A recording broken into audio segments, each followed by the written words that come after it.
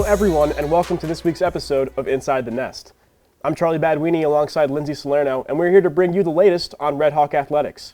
It's about to be the most electric time in fall sports, NJACs. Some of Montclair State's most heated rivals are on deck, and this is the time of year where seasons can be decided. But before we get to that, we've had a massive week of action recently that deserves some spotlight. Yeah, Charlie. This week we saw 6 of our teams have away games, including the season debut of the swimming and diving team. Absolutely. Let's take a look at some of those results. Let's focus on those NJAC matchups. Volleyball split the week with wins and losses, one of the key ones coming against the 4th best team in the NJAC, Rutgers-Camden. MSU lost 22-20 in the 5th set, which ended the game 3-2. Men's soccer also shut out Rutgers-Newark, improving their record to 2-0 with that victory against the Scarlet Raiders. Josiah Crawford netted his 6th goal and another assist for the season. Saturday saw plenty of action. Football put another mark in the L column, losing to TCNJ on a field goal in the final seconds. Aileen Cahill and the women's soccer team won 3-2 over the Lions, and the cross-country team placed 26th at the border battle hosted by Rowan. Not only is women's soccer clicking on the field, but the lighthearted energy during practice and off the field is a big contributor to the team's success.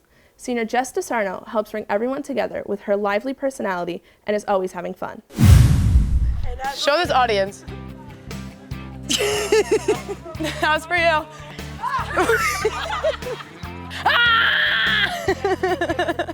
I'm Jessie.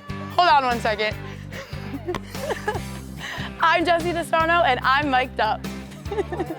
We make the freshmen bring us Sam's. Hey, you want half? Cheers. This is a message to the ladies. Gotta wear makeup to practice. Okay, I'm nervous. Oh my God. 1, 2, 3. 2 at a time. She's a goalie. She claims to be the fastest on the team, but it's bleeding. My lip is bleeding. Is it French? No. Bonsoir. It's actually about soccer. Don't look at me like that. What do I? Is it Nika's birthday yesterday? She is awesome. She's the best. Oh, you're mic'd up right now. Yes!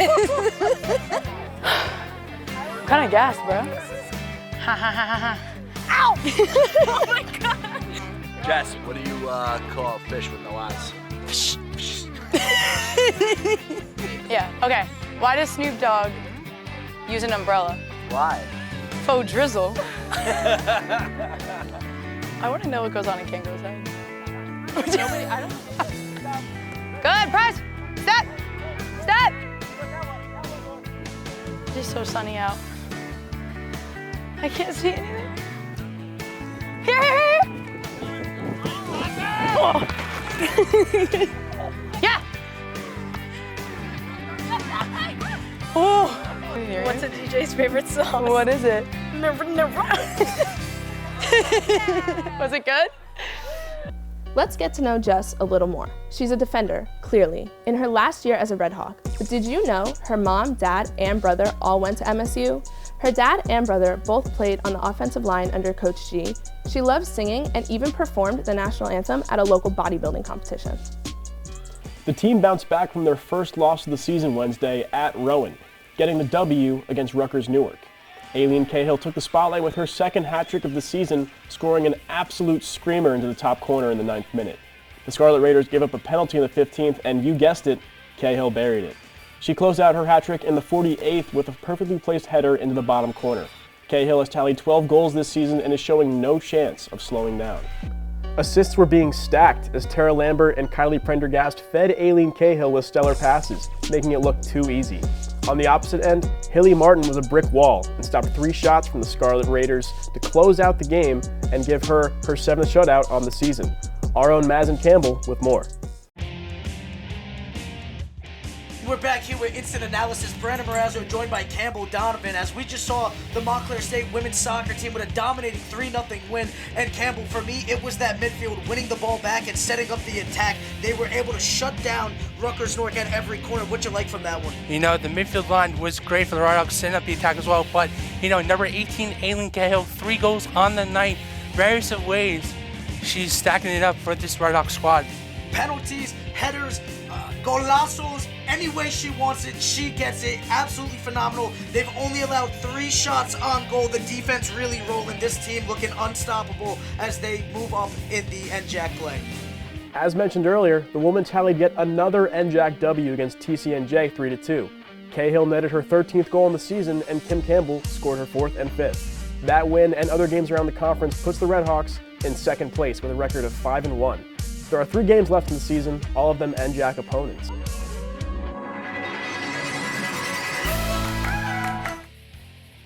Gonna get out to that far side where Crawford showing off the dribble and comes back in, shot in, goal! Josiah Crawford. There's the whistle, and here comes the shot. Lukovic nails it home. Goes right to the middle. Walker Smith had to pick a side. Lukovic just says nope. And Lukovic leaving that ball there. Shot coming. And an absolute golazo coming from Anthony Viola. Montclair getting a foot on it. And a rebound shot coming in, another goal. As he wins the ball back again, takes the shot. Goal! Josiah Crawford with a close screamer. Over shot coming in. Goal! Number 17. Another 3 points today. That gets them to 18 points. 6-0 in conference. Game of the week is an understatement. It was a barrage of goals as the men's team won again. The 7-3 triumph against TCNJ puts them at 11-1-3. It was another NJAC win to keep them undefeated in the conference. And with 7 goals, you know we have a few players to mention. 4 different Redhawks found the back of the net on Saturday. Josiah Crawford and Anthony Viola led the way, scoring 2 goals each, with Amir Lukovic and Alex Solanka adding 1 apiece. The last time the Redhawks scored 7 goals in a game came against the City College of New York last October. With 3 NJAC games left on the schedule, the Redhawks sit at the top of the standings at 6-0. Rutgers Newark is second at 3-1-2, with the tournament quarterfinals beginning October 31st. Last year, the volleyball team was fighting for the number 1 seed. This year, Coach Swinski finds his squad a unique spot. With the season winding down, NJAC performance is as important as ever. The team hosted the William Patterson Pioneers for a huge point in their season. Big from William Patterson's going to go over. Robin takes the first touch. St. Pierre can swing. She does and puts it in the corner. Higgins, St. Pierre out to Sky Ramsey and puts it down. A slamsy by Ramsey for the win for Montclair State. And that's a 1-0 set lead for Montclair, 25-19. After the short serve, Molino with a great pass. Jarvis quick to Astolazzo, blocked by Cabriglione. And it's a roof party here at Panzer, hosted by Mia Cabriglione, and everyone's invited. A missed hit from Astolazzo, and that's a second set victory for Montclair State, winning 25-17 earlier today. Good serve there to Warman. St. Pierre quick to Arias, and bang goes Arias! A strong kill from Gianna Arias to cut the lead to 3. Taps it over. Hatcher with the pass. St. Pierre out to Higgins, and Higgins with the game-winning kill. The Higgins hammer strikes to get a 3-set lead for Montclair State, and it's a clean sweep against William Patterson.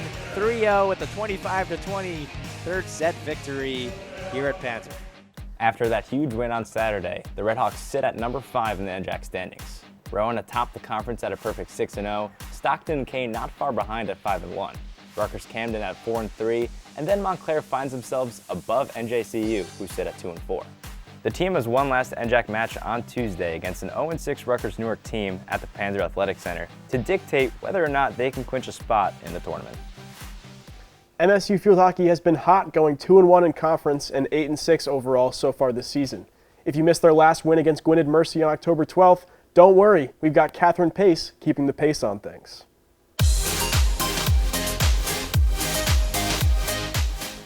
We've had some marvelous showings so far this season by old reliables like senior captain Lyndsey Champa and goalie Lauren Pickle. But we've also seen some phenomenal plays from newer faces like freshman midfielder Alexa Antonelli. Check out this slick move right here. Doing a great job, and I can't wait to see her do more stuff throughout the rest of the season, as well as sophomore goalie Sedona Scully. Montclair has 4 goalies on their roster, with Pickle being the starter, but Scully came in against Gwinnett Mercy, and look at this save here. It's the only one really of 2 saves that game, and she did a great job stopping it. Now, I know this isn't soccer, but Megan was all over that field hockey field against Gwynedd. They completely, look at this, they completely took it over right through the legs. If you thought it was hard doing it with a soccer ball, just imagine doing it with a teeny tiny field hockey ball. So that's it. That's the time call here. I'm Cathryn Pace, keeping you paced on Inside the Nest. Swimming and diving gets their season started with the women coming in ranked 3rd in the preseason coaches poll. Finishing off last season with a 7-2 record and going 2-2 in conference play, with some big names returning for the Redhawks, they hope to build off the success from last season. On the men's side, junior Ryan Capps is a notable contributor, ranked #1 on the team for the 500 freestyle last season. Junior Spencer Dubois is holding not 1, but 2 school records, the 100 and 200 breaststroke, and sophomore Lucas Gomes also holds a school record in the 100 freestyle. The swimmers are optimistic about the upcoming season. Well, I think we want to replicate and maybe improve on last season. We were 7-2 on the men's side, 7-2-1 on the women's side. Training's going very well. We started a couple weeks ago. We've been doing a lot of test sets, so a lot of just off-the-block sprints, just trying to get our times, figure out where we're at right now, where we're weak and where we're strong. A lot of hard practices, a lot of hard work being put in, so I'm just looking forward to it. You know, in the beginning, we all just try and get ourselves back up to par with the strength and all that, just see where everyone's at and move on from there. And once we get deeper into the season, the yardage picks up, the intensity picks up, and it gets harder and harder. We are very strong with our women divers. We have a new diving coach, Alex Bonanno, so we're excited.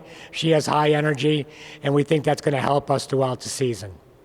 And their confidence was not unfounded.